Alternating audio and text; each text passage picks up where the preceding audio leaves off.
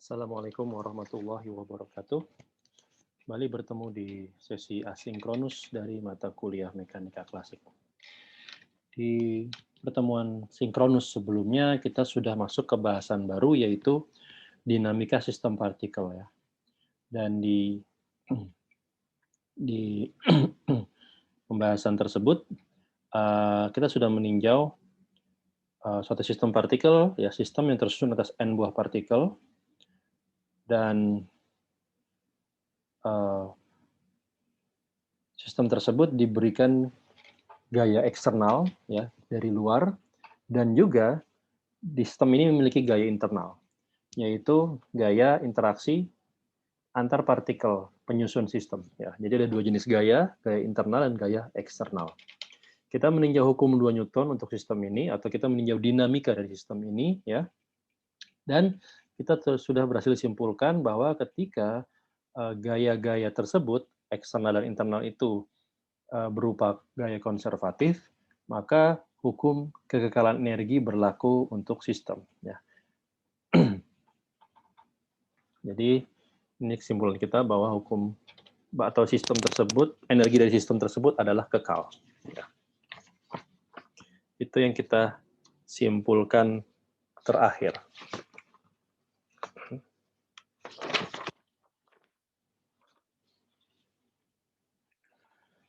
Oke. Baik, di sini saya akan melanjutkan pembahasan dari apa yang sudah kita capai, ya.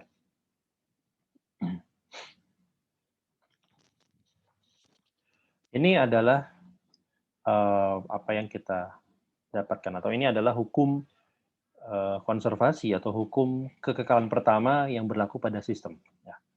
Bedanya dengan hukum-hukum konservasi yang telah kita bahas adalah sebelumnya kita membahas hukum konservasi pada satu partikel tunggal, satu partikel titik yang tunggal. Nah, ini adalah sistem, ya, tersusun atas n buah, di mana n lebih dari satu partikel. Ya. Nah, kita lihat bahwa hukum kekekalan energi mekanik itu juga berlaku pada sistem partikel, ya, dengan syarat gaya-gaya yang bekerjanya adalah gaya konservatif. Nah, sekarang kita meninjau kasus momentum, ya.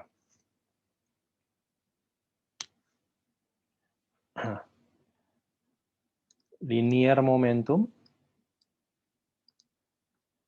oke, itu didefinisikan sebagai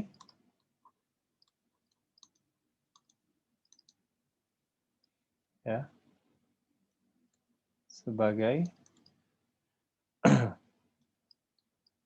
kita sudah sama-sama familiar seperti ini, ya. Nah, ini momentum linear. Kalau kita berbicara mengenai n buah partikel, maka momentum linear dari partikel ke I, ya, saya dapat tuliskan seperti ini, ya. MI, VI, ya. Ini adalah momentum linear dari partikel ke I.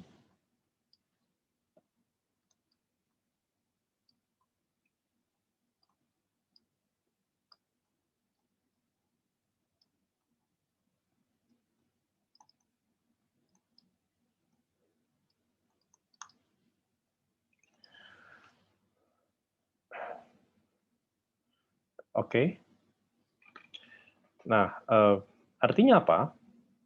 Artinya berarti kalau kita ingin meninjau momentum total, ya, momentum total sistem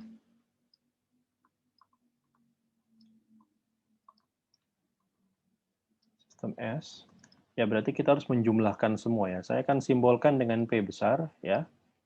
Untuk membedakan dengan P kecil, P besar adalah momentum total. Dan ini didefinisikan sebagai sumasi terhadap I sampai N dari PI. Ya, dengan kata lain ini adalah sumasi dari MI VI. Ya. Kemarin kalau saya ilustrasikan kembali, ya, saya punya partikel ini masing-masingnya tentunya punya momentumnya sendiri-sendiri, ya.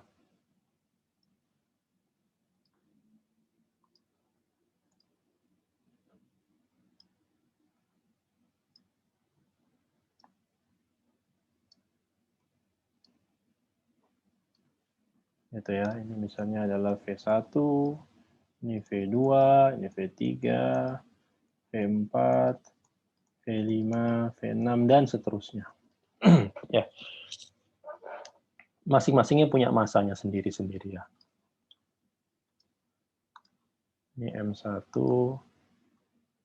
M2, M3, M4, M5, dan seterusnya ya.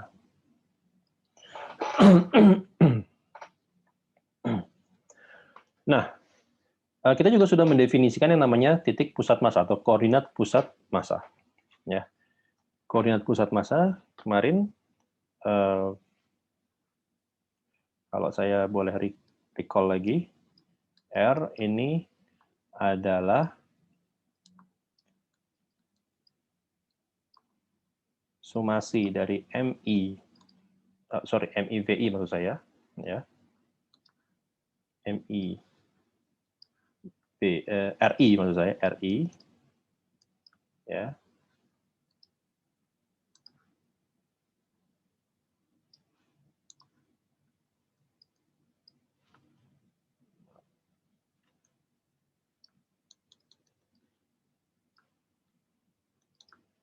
Gitu ya.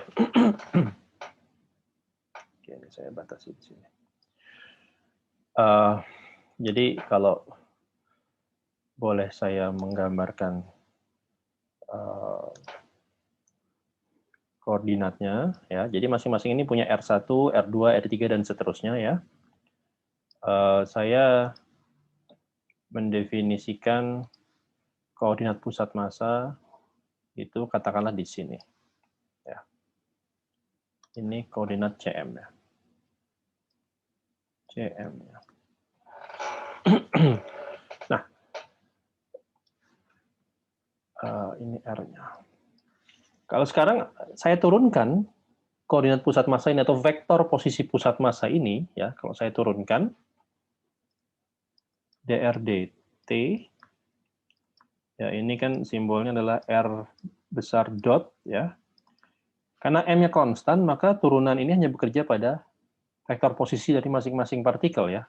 Jadi dengan demikian, ini sama dengan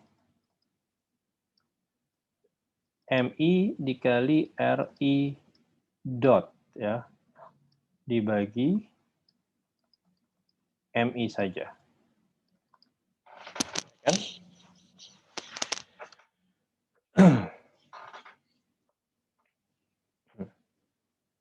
Nah, dr/dt ini saya namakan, ya ini saya beri nama sendiri, namanya adalah V besar ya. V besar ini, V ini adalah vektor, jadi bukan potensial, bukan energi potensial ya. V besar ini adalah kecepatan pusat massa, center of mass. Jadi Anda bisa membayangkan masing-masing partikel ini punya kecepatan sendiri-sendiri. Nah, V besar ini mendeskripsikan kecepatan dari titik pusat massa sistem tersebut.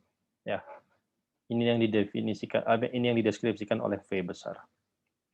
Nah, sekarang Anda bisa lihat, ya, di sini, berarti kan saya bisa menulis ya V besar ini adalah, nah tadi kita punya definisi P besar adalah momentum total, dan momentum total ini adalah sumasi dari MIVI. VI ini kan adalah RI dot, ya kan? Jadi di sini ini pembilangnya tiada lain daripada P besar. Penyebutnya tiada lain daripada massa total, ya ingat kembali kita mendefinisikan massa total. Di mana saya definisikan massa total? Ya, di sini ya. Ini massa total ya. Jadi, apa yang kita dapatkan? Yang kita dapatkan adalah bahwa P besar sama dengan M besar dikali V besar. Apa artinya? P besar ini apa? P besar ini adalah momentum total dari sistem. P besar ini adalah penjumlahan dari momentum-momentum individual partikel-partikel penyusun sistem tersebut. Ya. M besar adalah massa total dari sistem, ya, penjumlahan total semua massa dari partikel-partikel penyusun sistem. Dan V besar adalah kecepatan pusat massa. Jadi kecepatan dari posisi atau titik ini, ya. Jadi kalau boleh saya simbolkan,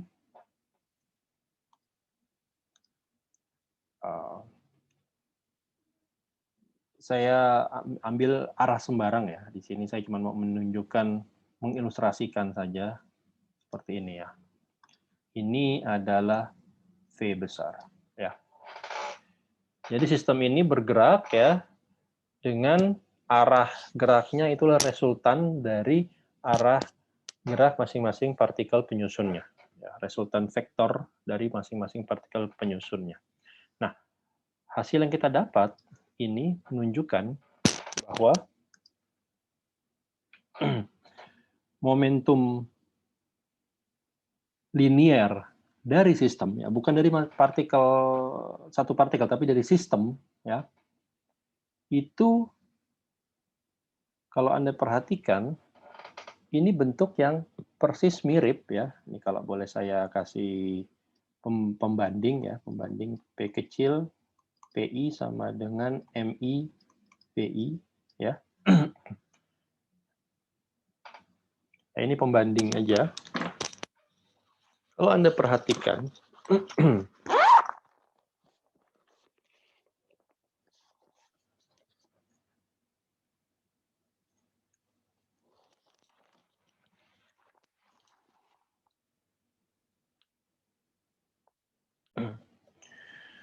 kalau kita bandingkan, ya, ada kemiripan, ya. Di sini berarti bahwa momentum total dari sistem itu adalah massa total dikalikan kecepatan pusat massa. Artinya apa? Artinya ketika sistem ini bergerak dengan momentum P, ya, di sini yang kita bisa simpulkan adalah ketika sistem S bergerak dengan momentum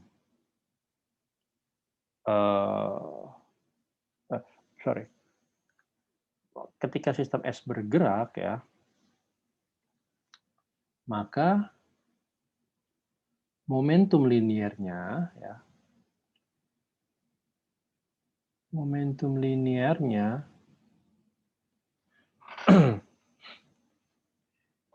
itu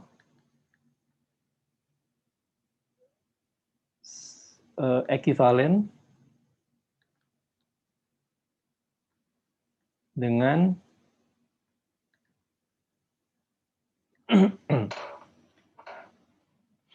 dengan momentum linear dari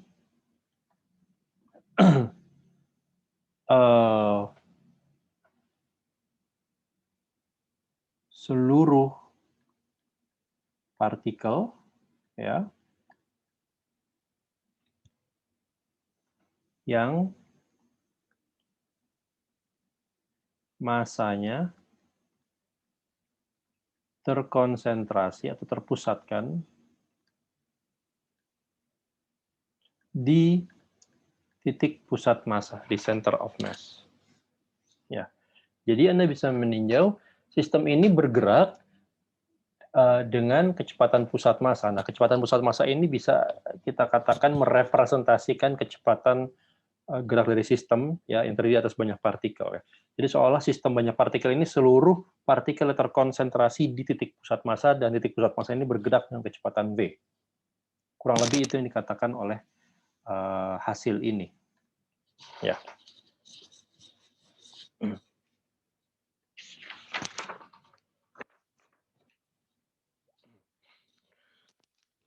Nah,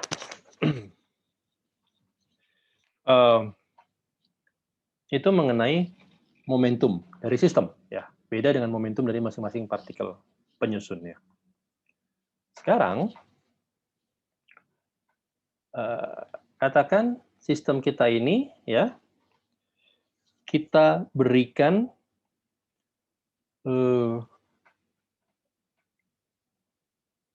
gaya eksternal Fi dan masing-masing partikel mengalami gaya internal Gij, ya.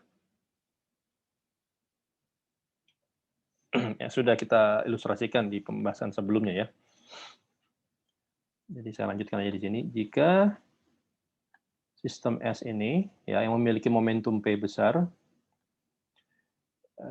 diberikan gaya eksternal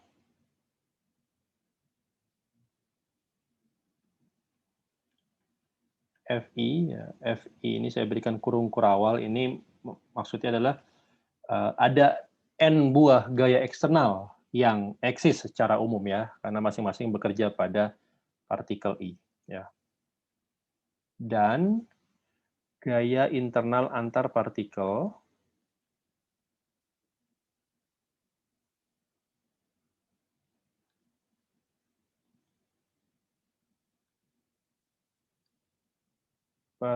yang saya notasikan sebagai Gij, ya. Maka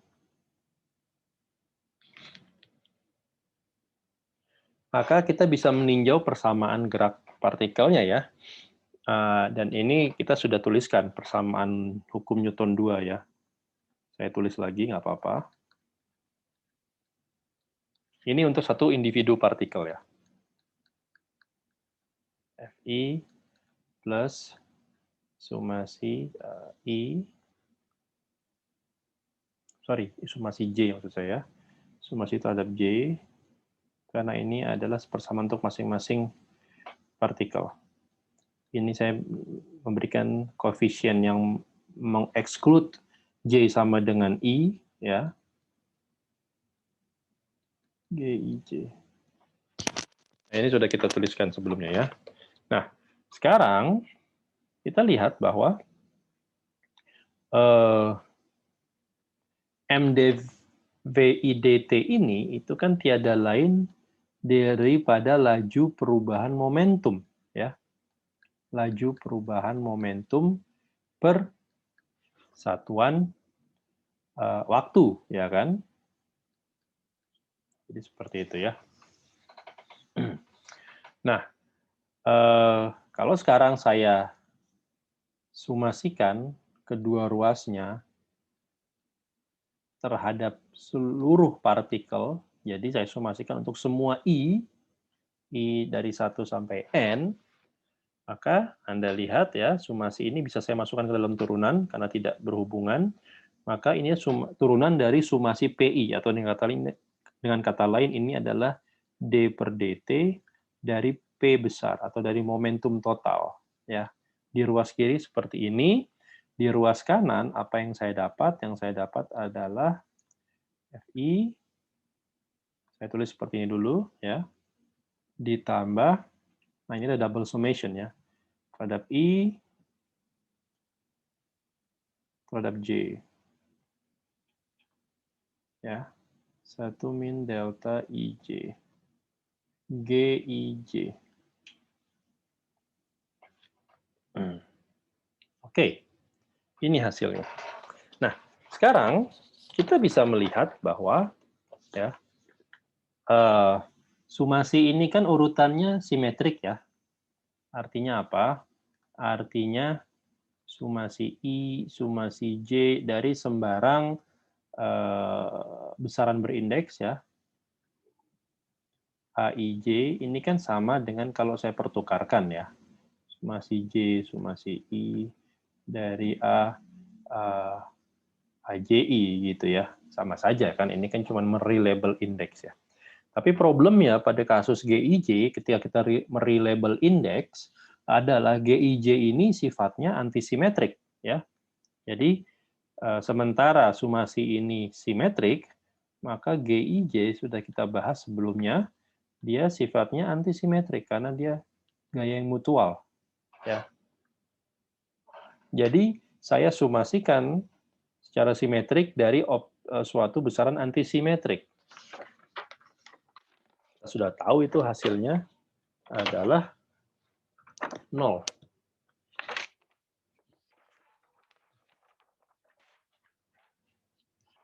Jadi dengan kata lain, kalau kita meninjau suku terakhir di ruas kanan ini, ya, jadi I, J gitu ya.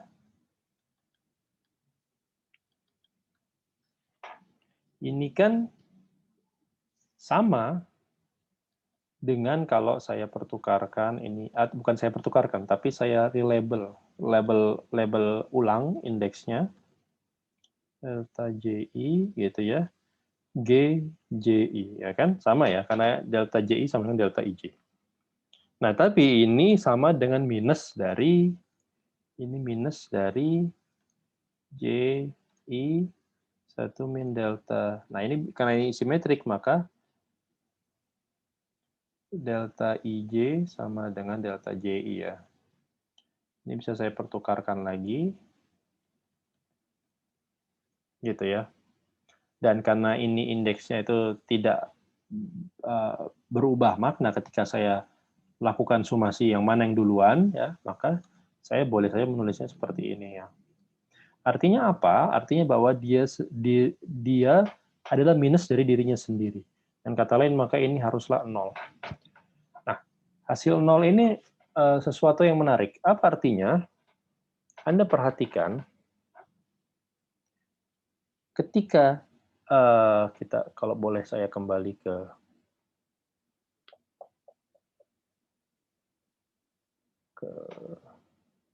sini ya, ilustrasinya ya. Katakan saya punya N buah partikel penyusun sistem S. Masing-masing partikel itu mengalami N-1 buah gaya internal, ya, dengan partikel-partikel yang lainnya. Ya kan? Jadi, M1 mengalami N-1 buah gaya internal, M2 mengalami N-1 buah gaya internal, ya, dan seterusnya. Ya. Tapi, kalau Anda sumasikan seluruh gaya internal itu, hasilnya 0. Kenapa? Karena misalnya saya ambil contoh M1 dan M2, ada gaya internal G21. Ya. Ada G21 terhadap M2, ada G31 terhadap M3, ada G41 terhadap M4. Ya. Sebaliknya, M2 juga mengalami gaya G12 terhadap M1, G42 terhadap M4, dan G32 terhadap M3. Ya kan? Jadi tadi G21 dan G12 akan tercancel. Ya. Sama yang lainnya juga akan saling tercancel. Jadi ketika sumasikan untuk seluruh I, gaya-gaya internalnya itu tercancel. Jadi dengan kata lain, ini hasil yang menarik ya.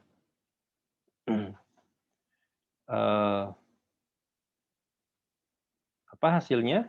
Oke, kalau boleh saya definisikan F ini sebagai sumasi dari seluruh gaya yang eksternal.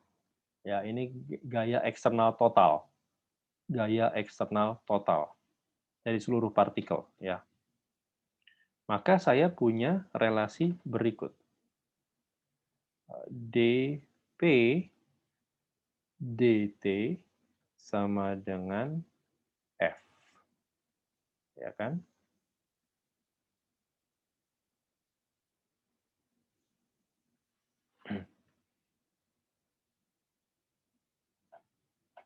Nah, artinya apa? Artinya perubahan momentum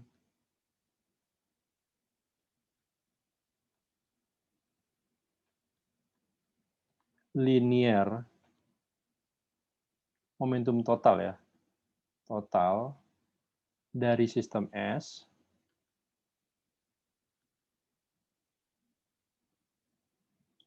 hanya dipengaruhi atau hanya bergantung ya, mungkin saya tulis bergantung, hanya bergantung pada gaya eksternalnya.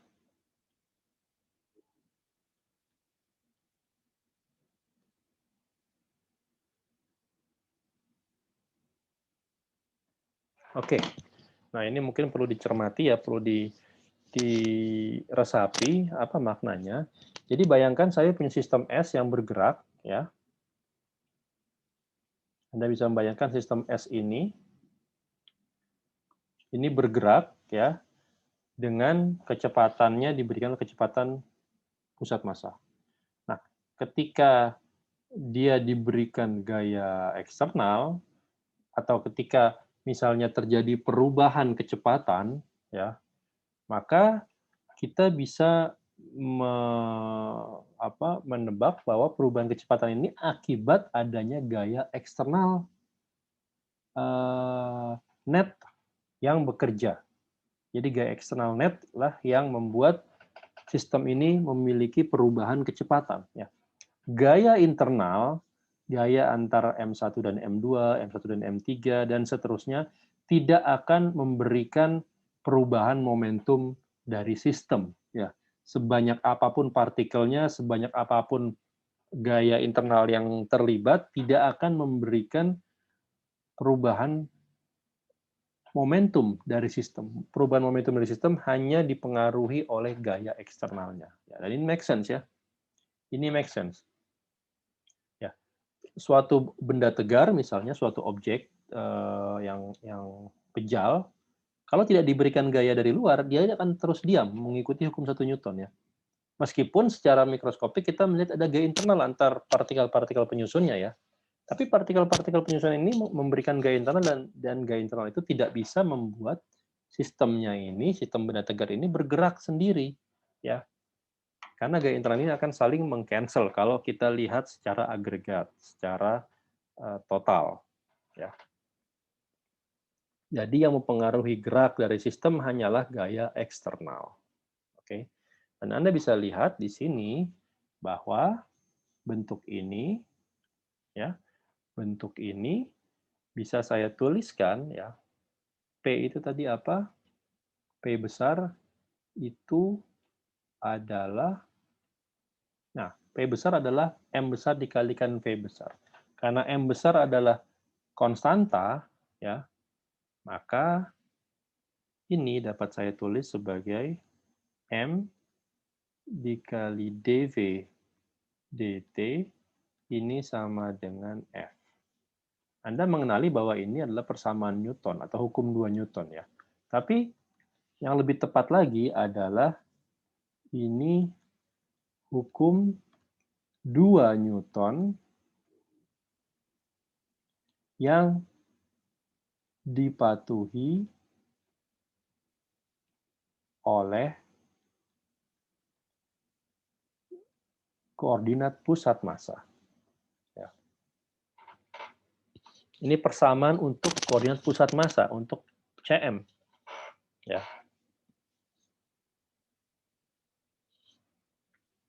Oke, jadi di sini kita sudah melihat bahwa perubahan momentum sistem itu dipengaruhi oleh gaya eksternal. Nah, konsekuensinya apa?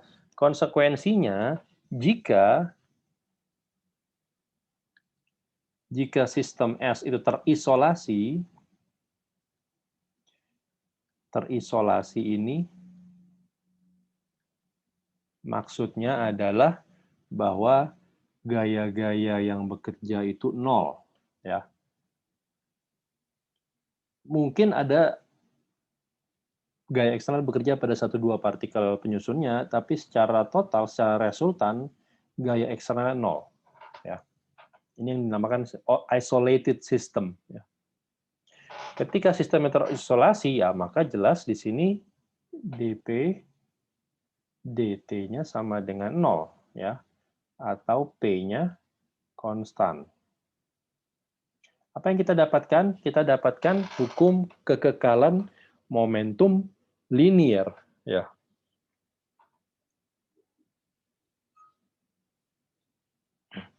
Nah, hukum kekekalan momentum linear ini dapat kita spesifikasi lagi, kita detailkan lagi.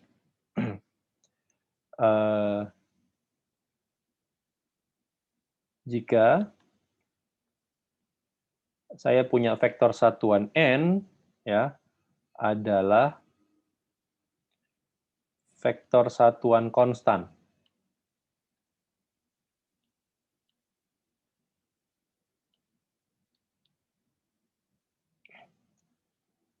Sedemikian hingga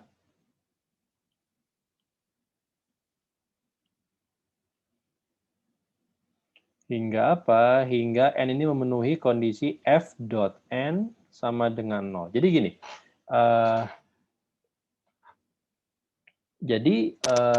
kita bisa relax atau kita bisa tinjau kasus yang lebih umum dari sekedar isolated system ya. Bayangkan Anda punya sistem yang tidak terisolasi secara total, f-nya mungkin tidak 0, tapi f dot n-nya itu 0. Ya. F dot n-nya 0, maka kita bisa melihat di sini, kalau saya dotkan,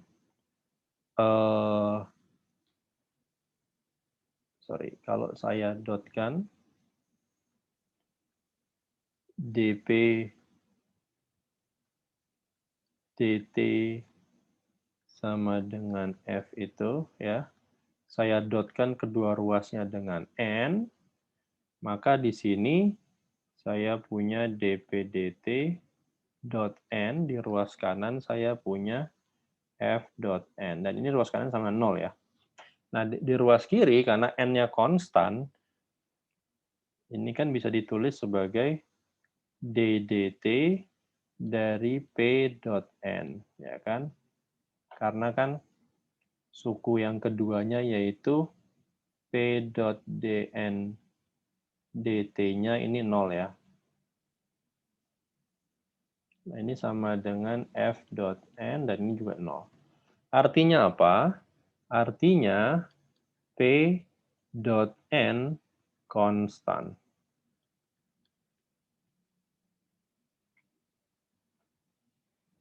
Maksudnya gimana? Maksudnya, jadi di sini saya beri keterangan, jika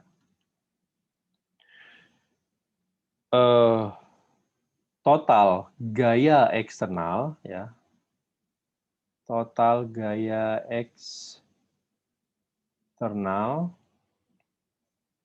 yang bekerja pada sistem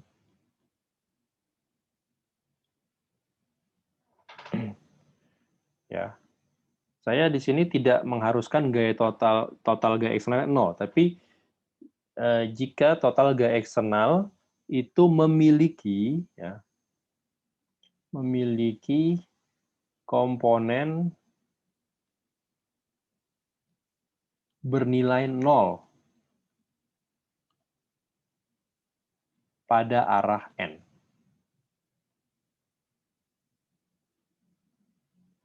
Jadi tidak perlu f-nya totalnya 0 ya. Atau n ini kan bisa sembarang, jadi saya katakan arah tertentu saja ya. Arah tertentu. Apa artinya? Maka konsekuensinya momentum pada arah tersebut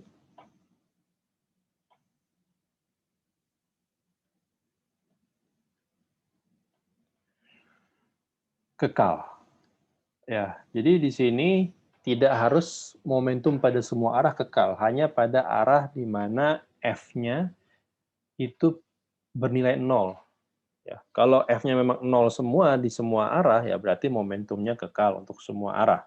Tapi kalau hanya pada arah tertentu, pada basis vektor tertentu, ya berarti momentumnya itu kekal hanya pada basis vektor tersebut saja. Oke, ini adalah hukum kekekalan momentum untuk sistem ya. Hukum kekekalan momentum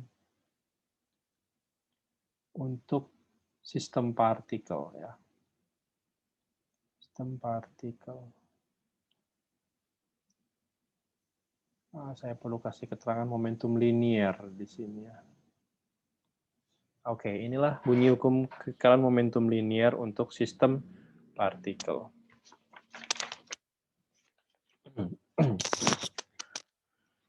Baik. Nah, ini momentum linier. Jadi kalau kita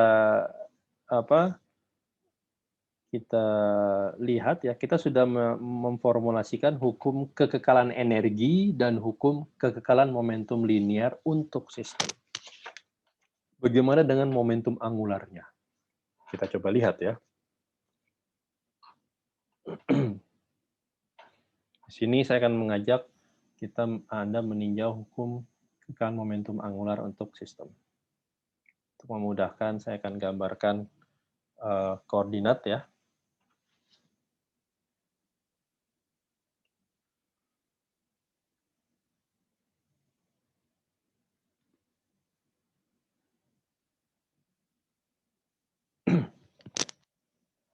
For the sake of simplicity, saya akan meninjau satu partikel saja ya, meskipun di dalamnya ada n buah partikel ya.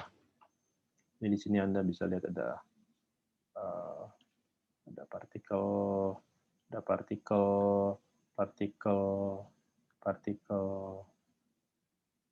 Nah, saya akan meninjau partikel yang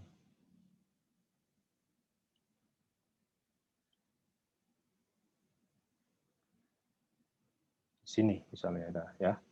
Dan saya juga akan katakanlah mendefinisikan titik pusat masanya di sini. Oke. Ini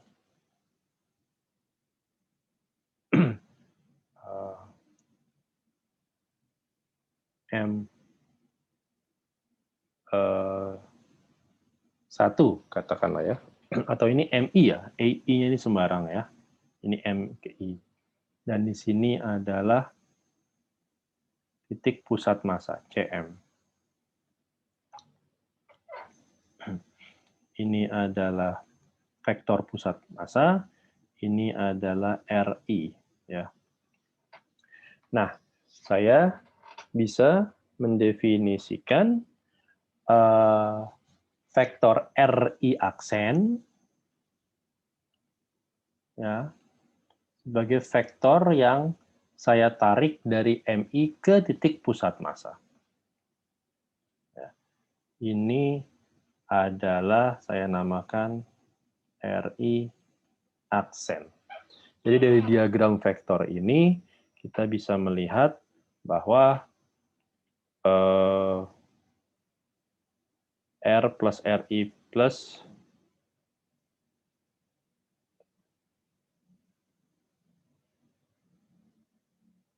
R, mungkin arahnya sebaliknya ya.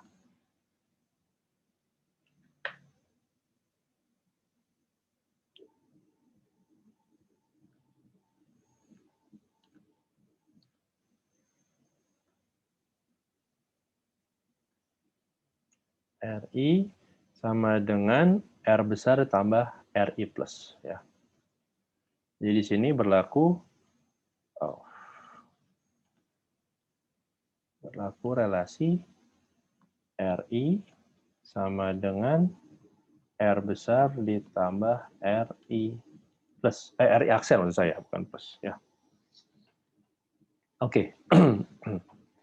Nah, sekarang jika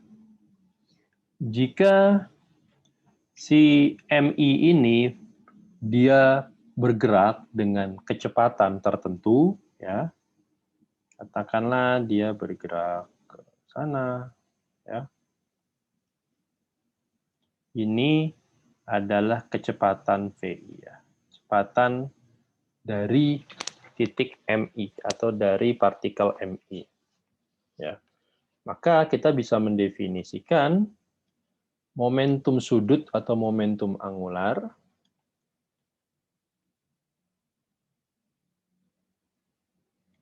sebagai LI ini adalah RI cross PI, ya, di mana PI adalah MI dikali VI, ya kan? Inilah momentum angular dari satu partikel. Dari satu partikel. Kalau kita mau meninjau total momentum angular, maka kita definisikan L tanpa indeks, ya. Ini besarnya adalah sumasi I untuk semua LI. Dari 1 sampai N. Oke. Nah, ini berarti adalah sumasi, ya, I dari 1 sampai N, RI cross PI.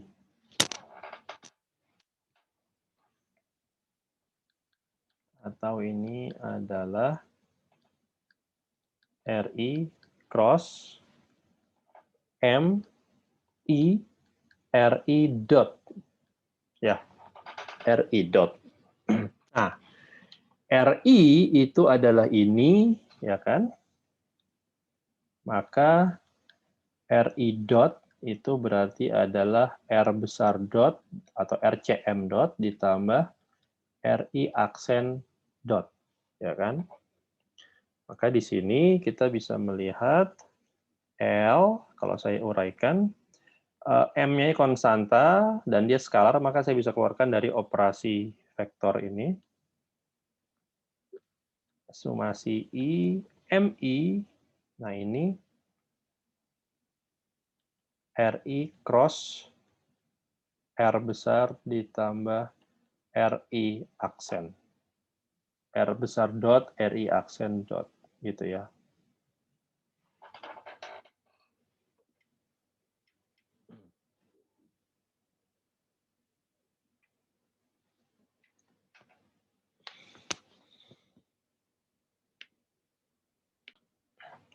Maaf, sekalian saya koreksi ya. Ini karena RI-nya juga diuraikan sebagai R besar plus RI aksen, ya sudah saya tulis saja semuanya ya di sini ya. Ini berarti bisa saya tulis sebagai berikut. Ini adalah R besar plus RI aksen, ya. Mungkin nggak perlu pakai ini berarti. Cross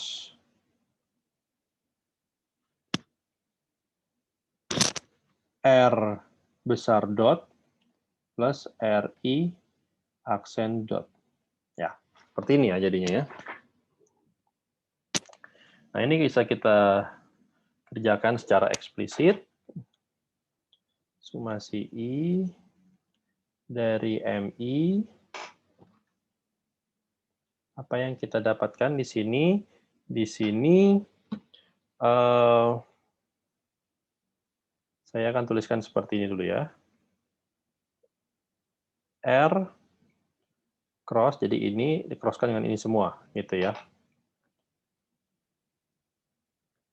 Plus itu. Mungkin nggak perlu pakai ini lagi.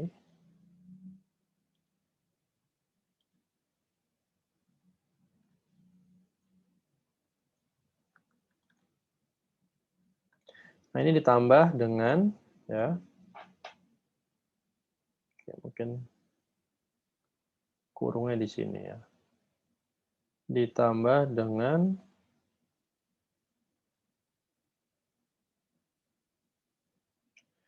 MI dari ini, ya. RI aksen cross R dot plus RI aksen dot. Oke, saya bisa uraikan menjadi dua suku seperti ini.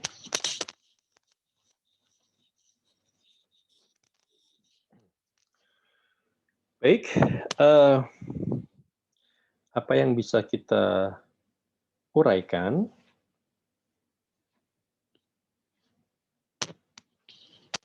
Oke, pertama-tama kita bisa lihat ya bahwa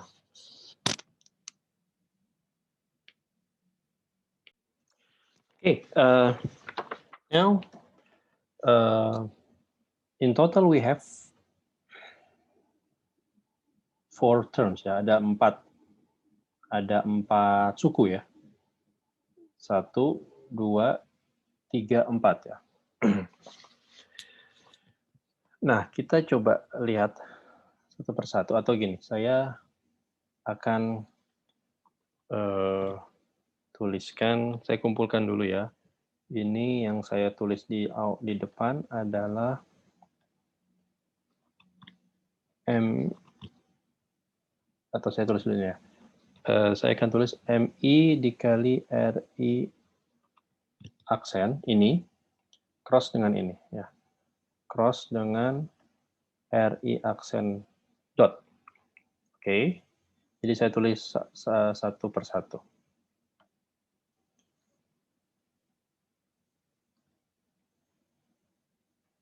Plus yang kedua yang mau saya tulis yang ini nih, ini dan ini ya.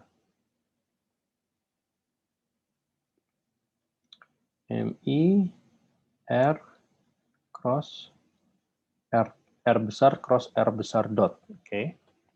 Nah, dua suku terakhir berarti adalah ini dan ini ya. Saya tulis yang ini dulu ya.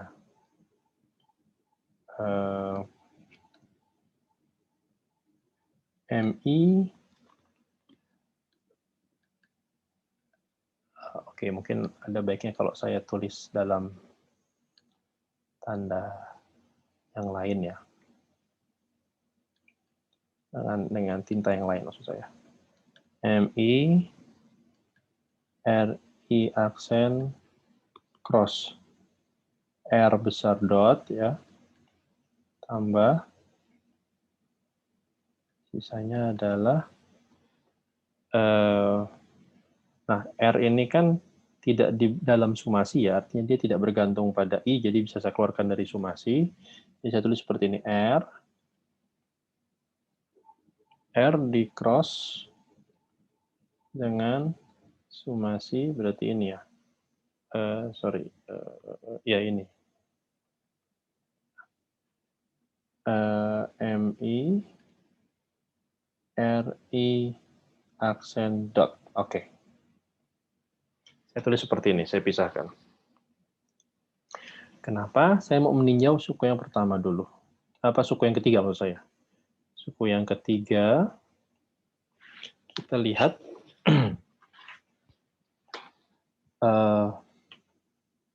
Coba lihat sumasi MI-RI aksen. Ya, MI-RI aksen cross R besar dot ya. Nah, ini kan bisa ditulis sebagai berikut ya. MI, apa itu RI aksen? RI aksen adalah RI dikurang R besar. RI dikurang R besar. Oke? Nah, ini apa? Ini kan sama dengan sumasi MI-RI dikurang sumasi MI-R besar. Ya kan? Tapi MI-RI disumasikan adalah M besar dikalikan R besar, sedangkan ini di suku kedua R besarnya itu tidak ikut disumasikan. Nah, jadi R besar bisa keluar dari sumasi, tinggal sumasi terhadap MI saja. Sumasi terhadap MI saja adalah M besar dikali R besar. Dengan kata lain, ini nilainya 0. Ya. Jadi suku yang ini itu 0. 0. Ya, dari sini pembuktiannya ya. Karena tinggal suku yang keempat, yang terakhir.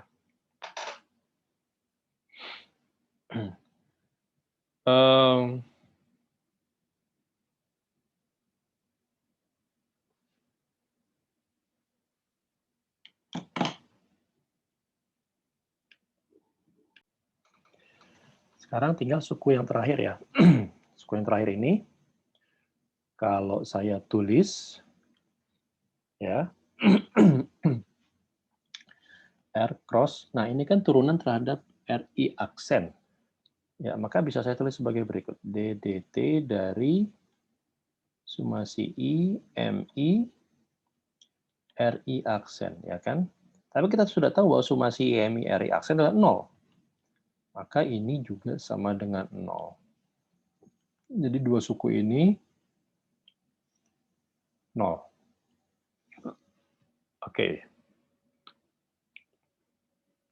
Berarti yang survive tinggal dua suku pertama, ya. Yang kata lain, saya tulis di sini, L itu adalah MI, RI aksen cross, RI aksen dot, ya, ditambah MI,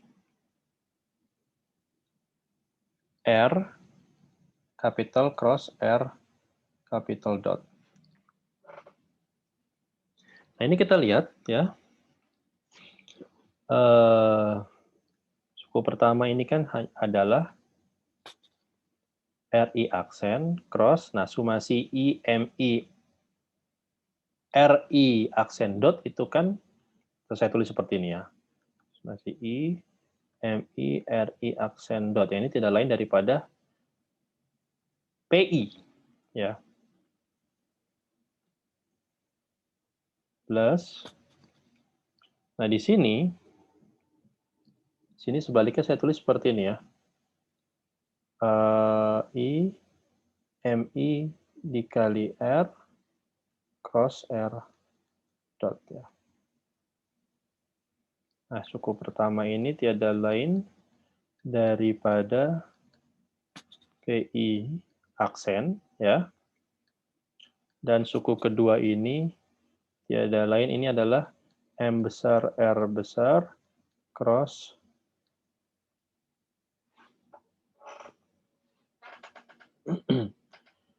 apa artinya? Artinya sekarang saya bisa tulis L sebagai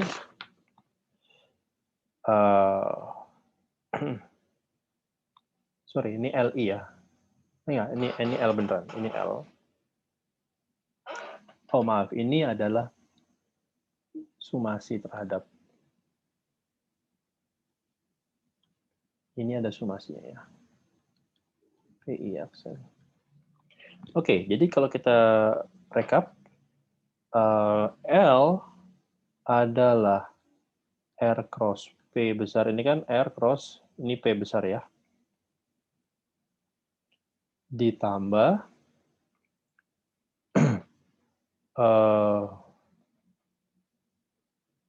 ya oke, ini bisa saya keluarkan sumasinya ya.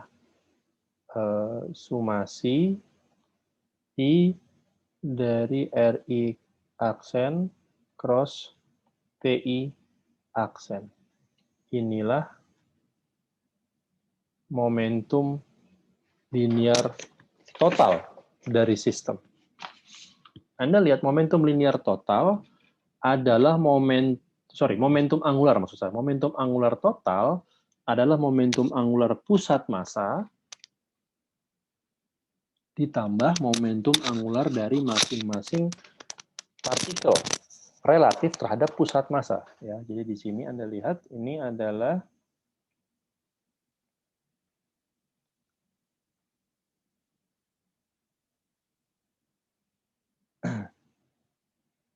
momentum angular total.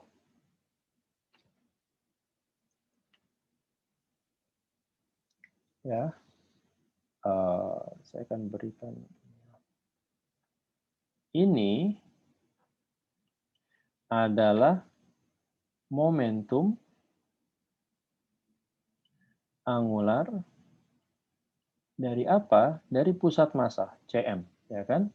Dan yang ini adalah momentum total dari momentum angular masing-masing partikel, ya. Total momentum angular masing-masing partikel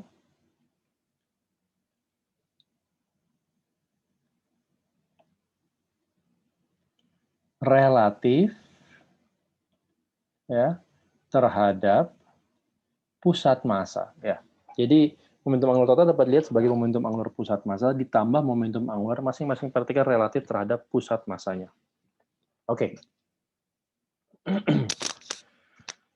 Dan demikian, maka kalau saya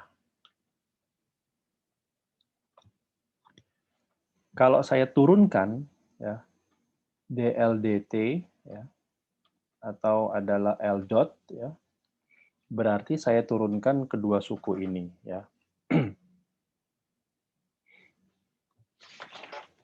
Saya turunkan kedua suku tersebut. Oh, Oke, mohon maaf, saya akan mengambil rute yang agak berlainan. Jadi gini, kalau Li ya, ini adalah momentum angular total ya. Li adalah momentum angular masing-masing partikel ya. Ingat tadi momentum angular masing-masing partikel adalah Ri cross Pi. Ya kan? Maka kalau saya turunkan Li terhadap T ya, makanya adalah Li dot ini adalah ddt Ri cross Pi, ya kan? Ini adalah dri dt cross P ditambah Ri cross dp dt ya. Ini kita sudah tahu 0, maka tinggal ini yang survive. Ini berarti sama dengan dp dt tadi sudah kita dapatkan adalah hanya ini dpi dt ya. dpi dt itu adalah gaya total ya, dan ini gaya eksternal. Oh, mohon maaf, ini gaya total ya, ini gaya total. Nah, di pembahasan sebelumnya kita sudah lihat bahwa gaya total ini dapat ditulis sebagai sumasi gaya eksternal ya, Fi plus Gij ya. Atau saya tuliskan ininya lah ya. 1 min delta Ij Gij. Oke. Nah, maka kalau saya ingin mencari L dot, ini artinya saya sumasikan Li dot ya. Maka saya mensumasikan Ri cross Fi ya plus, nah ini ada sumasi I, sumasi J, 1 min delta Ij, Ri cross Gij.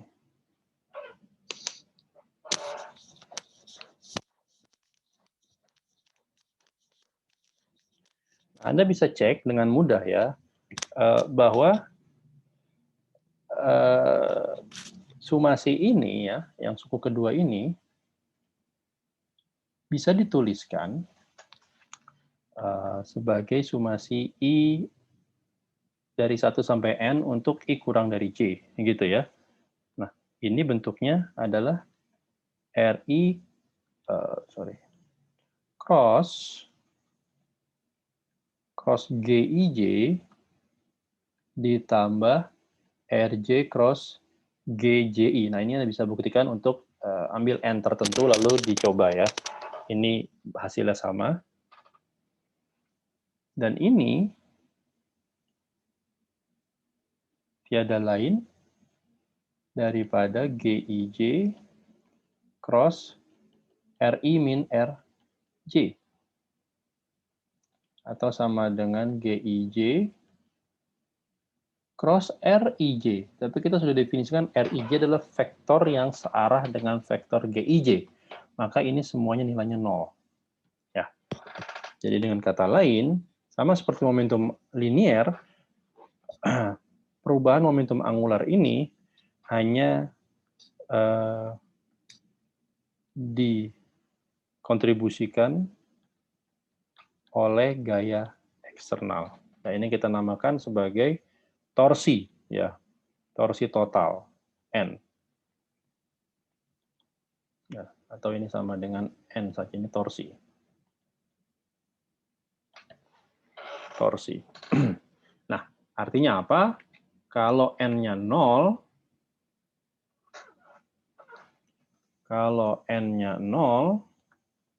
konsekuensinya L-nya konstan. Ya, dari sinilah kita punya hukum kekekalan momentum angular untuk sistem S. Oke. Baik, saya coba sudahi dulu sampai di sini, kita lanjutkan di pembahasan selanjutnya ya. Terima kasih. Assalamualaikum warahmatullahi wabarakatuh.